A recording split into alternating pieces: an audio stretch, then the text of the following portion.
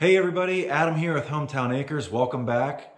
So today we are out in the garage, and this is a post and beam pole building that was here on the property when we bought it. It is non-insulated. It's got open trusses up top, no insulation on the sidewalls, and we're gonna try to get this insulated. We're gonna put in a ceiling, throw in a wood stove, pipe that up through the ceiling, and try to get this space a little warmer. I use this for sharpening chains in the wintertime when I'm out cutting.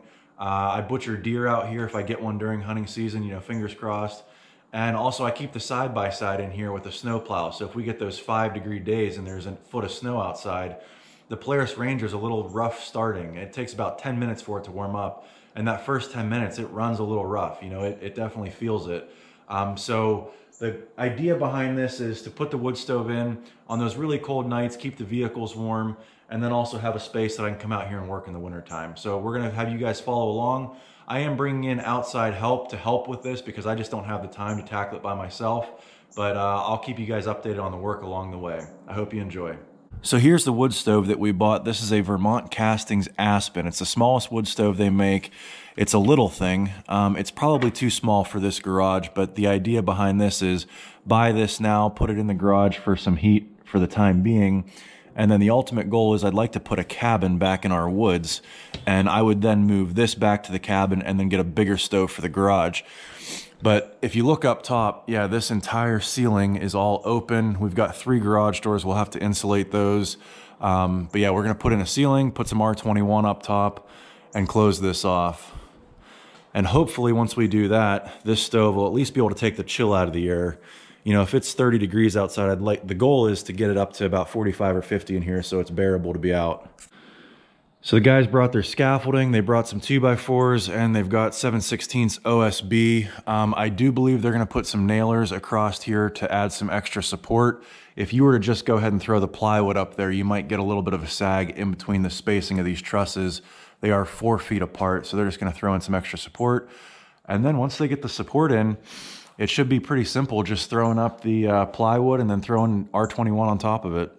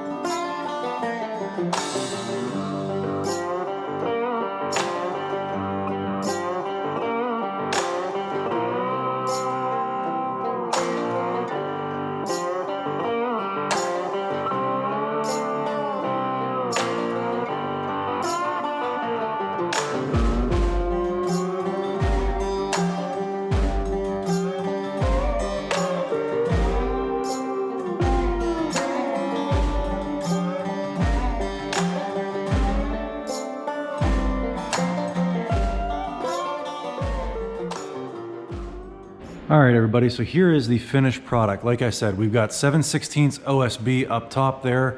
I did end up having them install an attic ladder here.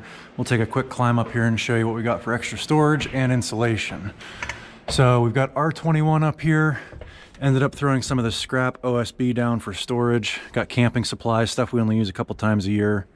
I know normally in an attic you're supposed to go R38, but like I said, this is just a garage. We just want to take the chill off. The goal is if it's going to be 25 degrees outside, we want to be able to get it to 45 or 50 and at least be comfortable out here. I do have the wood stove running right now, and this thing, for being little, it's kind of powerful. It kicks out some heat. When I installed this, I wanted this to be far enough away from the corner there and have enough clearances that I could get a fan back there and kind of distribute the heat out, because really this is just a radiator. When you add the fan in, you can really disperse the heat and increase the efficiency of the stove, which, like I said, it's underpowered for this garage. So having the fan there is really gonna help maximize the efficiency of that little stove. We do have a utility tub out here, and we've got it hosed in just with, garden hose. I'll have to unplug that and blow the lines out when I'm not using it, but we do have a 4-gallon hot water tank here, so we'll have hot and cold water out here, which will be nice. There's the workbench. We threw a TV out here. So yeah, this is gonna be a nice little spot to come out here and sharpen chains and butcher deer in the wintertime if we get something during hunting season. You can probably tell this video wasn't meant to be a how-to video just because I time-lapsed the whole thing and I didn't really stop to explain anything as we were going. But in case you're curious on how we did this, all we did was take 2x2s and 2x4s and create nailers to give us some extra surface area to get those 7/16 OSB sheets secured to in the ceiling. And then after that, we just laid down R21. And really the hardest part of the whole thing was moving all of the brackets for the garage doors and the lights. That was really what slowed us down the most, was taking those down, getting the sheets underneath those brackets, and then tagging them back up. But anyway, I hope you enjoyed this video. If you've got a pole building garage and you're thinking about doing a project like this, it's really not that difficult. You're definitely gonna need more than one person. And if you can get your hands on one of those drywall lifts, it's a really big help. Anyway, thanks for watching. We'll catch you on the next one.